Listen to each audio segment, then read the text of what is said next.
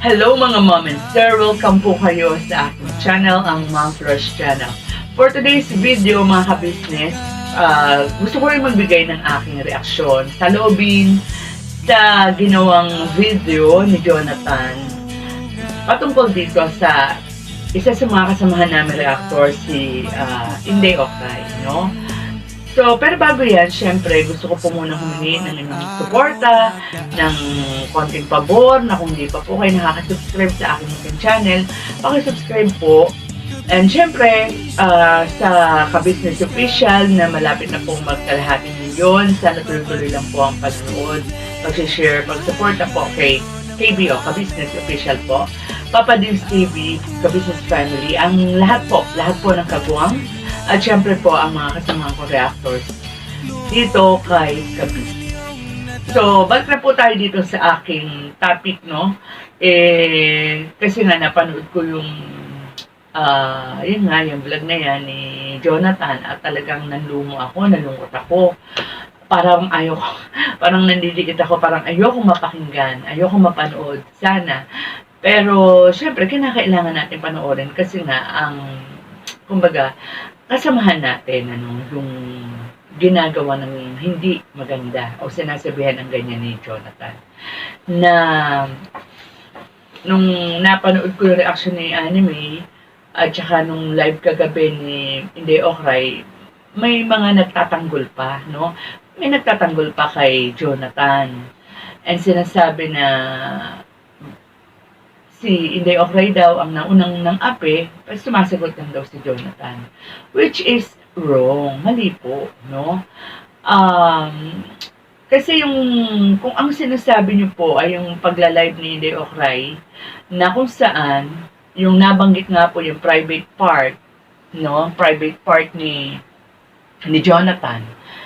Wala naman po kasing, kumbaga, masamang intensyon doon si Inday Okray. Hindi panlalait yun. Sinabi niya lang na kapag, di po ba kasi, ang pinagbuhatan po kasi nito is nung binanggit ni Jonathan ang dahilan kung bakit parang ayaw niya nang pumasok na ka-business. Yun nang dahil ang gusto ni ka-business, kinakailangan laging maliligo. Parang hindi yata yun, kumbaga, hindi feel yun ni Jonathan, hindi niya gusto yun. Kaya nabanggit yun, hindi Okray na babaho. Babaho si Jonathan.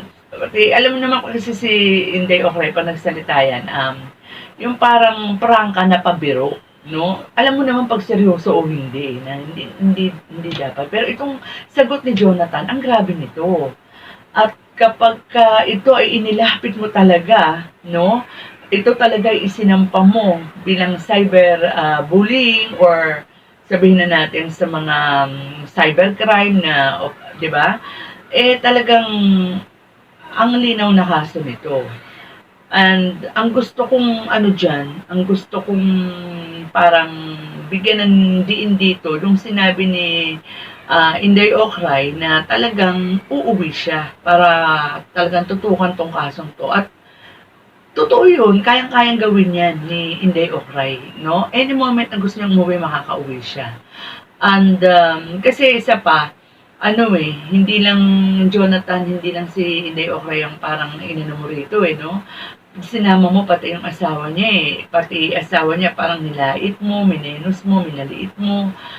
So, talagang hindi maganda. Yun nga lang kay Inday Okray, yung ginawa mong pambabaso sa kanya, di ba, bilang babae, ang bigat na nun Tapos, ayan pa, yung asawa niya pa, di ba?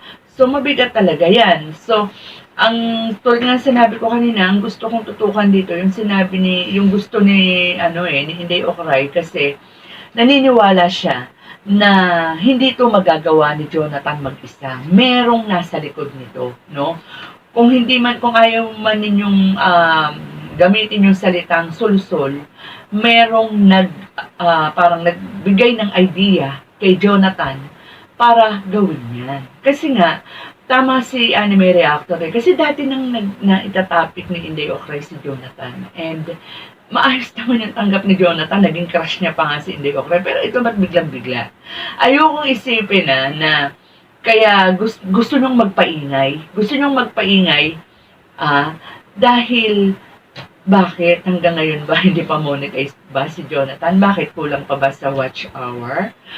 So, nakaisip kayo ng ganitong pakulo para, syempre, pagka ganitong mga issue, pag ganitong mga, di ba, mapapanoorin talaga yan, di ba? Kasi ano yan eh, issue yan eh, kontrobersya yan eh, manonood yan, maraming manonood yan.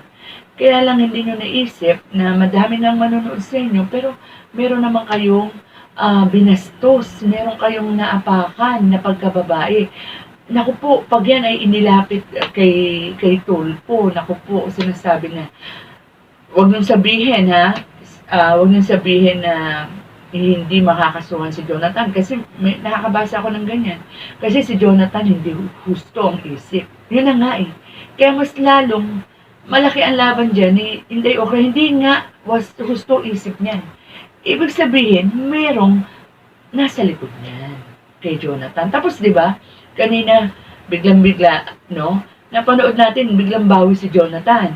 After nung mag-live ni Inday Okray, ano 'yon? May nag-ano na naman ba? May nag-advise na naman ba kay Jonathan na humingi ka humingi ka ng sorry dahil tutuluyan ka talaga niyan, 'di ba? Tulad nga ng sinabi ko kanina, ang tutukan tignan natin dito is yung ang talagang punteriya dito talaga ni Inday Okray ay yung nasa likod. Kasi tama naman eh, hindi natin alam kung ano yung nasa likod ng pagbablog na yan ni Jonathan eh. Kasi nakapagtataka talaga eh. Nakapagtataka biglang-bigla. Diba? And tulad nga ng mga naging puntos o mga sinabi ni Inday Okray doon sa live niya kanina, ang dami. Magdududa ka talaga na si Jonathan lang eh. Na siya lang talaga nagmamaniobra niya ang pagbablog na yan. So, ayun, na ano lang ako talaga, parang nasyak ako talaga at nalulungkot ako talaga. Bakit kinakailangan humantong sa ganito, na makasakit tayo, makabastos tayo ng ating kababaihan na dapat yan ay, di ba? Siguro kung nasaktan, ipagpalagay na natin, sige, nasaktan si Jonathan sa mga nasabi ni Inday Okray sa live niya. Huwag kang gumanti sa paraang ganyan. Kumbaga kasi below the belt na yan. Below the belt na yan. At saka, alam ko may mga nag-a-advise dyan kay Jonathan. Dapat, unang pagkapanood pa lang dyan, pinaano na yan, pinadelete na yan. Hindi na yan tinolerate pa, hindi na hinayaan pang, di ba, mapublish yan ng ganyan. And so, tingnan lang natin, managot na siguro, mananagot, sabi nga ni Inday Okray, kasi hindi talaga tama. Maling-mali po talaga. And sabi nga ni Inday Okray, dito, no, labas si ka-business dito. So, Jonathan, kahit na siguro makiusap ka kay ka-business at para kausapin si Inday Okray, ay pasensya ka na raw, Jonathan, dahil talagang hindi niya iuurong at itutuloy niya ang demanda. Kasi sobra, Jonathan, kahit kanino yan mapanood, lalo na kapag yan ay inilapit ni Inday Okray sa Gabriela. 'Di ba? Ang daming mga organizations, no, na naka-back up sa mga kababaihan, lalo na pag talaga ang mga babae ay naagrabyado. Huwag nating sasabihin na si Jonathan ay hindi makakasuhan dahil kulang-kulang sa pag-iisip. So, mas lalo pa nga yan diba? Mas lalo pa mapapaisip eh. Yung mga kung sino man yung yung hahawak ng kaso na yan. Meron talagang naghahandle dyan. Bakit nagawa yan ni Jonathan? Tapos all of a sudden, biglang cambio, biglang humingi ng tawad, di ba? So, nakakalungkot lang eh, kasi maganda na nga sanang nangyayari, tahimik na, lalo na sa kampo nila ka-business, di ba? Masaya, nagbalik na si Istong, ayan, si Bong nandyan na, mataba na, ang saya na talaga. Ang lupang pangako, ang ganda na ng mga ng mga kaganapan. Si Renji, tumalaw kay ka-business, di ba? Humihingi ng tulong para paano matutulungan si Jonathan. Pagkatapos, ayan nga, ibinalik yata ni ka-business yung tulong para doon sa anak ni Renji tsaka ni LV. Katapos ganito, may ganito, di ba? So, wag natin sabihin, kayo naman ang nagsimula eh. Si hindi okay naman ang nagsimula eh. Di ba? Ang grabe nung ginawa ni Jonathan, below the belt talaga. So, hintayin na lang po natin kung anong magiging mangyayari dyan. Kasi ako na po nagsasabi sa inyo, talaga pong desidido si Inday Okray. Talaga pong kaso kung kaso, uuwi po talaga siya para po matutukan ang kaso nito. So with that mga ka-business, hanggang dito na lang po muna ang ating kwentuhan. Ingat po tayong lahat ha. Lagi po natin tatandaan, think before you click. Alam na po, and God bless.